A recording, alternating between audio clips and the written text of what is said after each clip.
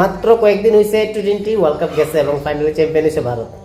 এর মধ্যে 2027 সালে কিন্তু ওডিআই ওয়ার্ল্ড কাপের কিন্তু প্রিপারেশন শুরুর পথে, অর্থাৎ ব্লু প্রিন্ট কিন্তু প্রায় রেডি। যদিও আইপিএলের পরে তার ব্লু প্রিন্টটা রেডি করবো গৌতম গম্ভীর। গতকাল কাস্তকের মধ্যে একটা ইন্টারভিউ দেখলাম, সেখানে সেই ঠিক হয়েছে। আইপিএলের পরে কিন্তু ফুল ফুটসে একটা ব্লু প্রিন্ট তৈরি করব, যেখানে 25 থেকে 30 জনের একটা স্কোয়াড তৈরি করব।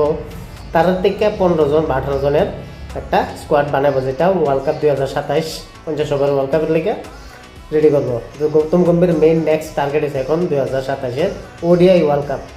ডেফিনেটলি ইন্ডিয়া কিন্তু ওডিআই ওয়ার্ল্ড কাপও জেতার সামনে করেছে, কারণ সেইভাবে কিন্তু প্লেয়ার। আর তাছাড়া ওডিআই ওয়ার্ল্ড কাপ আরম্ভ হওয়ার আগে 30 থেকে 45টা ম্যাচ মাত্র খেলবো এই এক বছরের মধ্যে, যেটা খুব কম গৌতম গম্ভীরের কাছে মনে হইতেছে।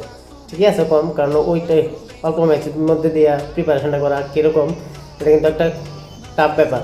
তারপরেও ব্লু প্রিন্ট কিন্তু রেডি করে লাগব এবং চ্যাম্পিয়ন হওয়ার লেগে আবার প্রস্তুত হইব। এবং সবচেয়ে বড় চিন্তার বিষয় হচ্ছে বিরাট কোহলি আর রোহিত শর্মা কি এই ওডিআই স্কোয়াডের মধ্যে, গম্ভীরের স্কোয়াডের মধ্যে থাকবো না থাকতো না। কেন গম্ভীর যেহেতু টি20 ওয়ার্ল্ড কাপের একটা চ্যাম্পিয়ন কোচ, সেই হিসেবে তারে কিন্তু আবার প্রেফারেন্স দিব, তার কথার দাম দিব। এবার সে যদি না চাই তারা রাখতে তাহলে কিন্তু আবার তারা নাও রাখতে পারে।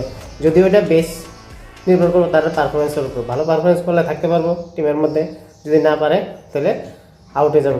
কারণ রিপ্লেসমেন্ট অ্যাভেলেবেল আছে, কোনো ডাউট নাই। ট্যালেন্টের ভর্তি ট্যালেন্ট, কারে বাদ দিয়ে কারে লইব। তো যাই হোক সেভাবে প্রিপেয়ার হোক, যাতে 2027 ওডিআই ওয়ার্ল্ড কাপটা যাতে আপনার ইন্ডিয়া জিততে পারে।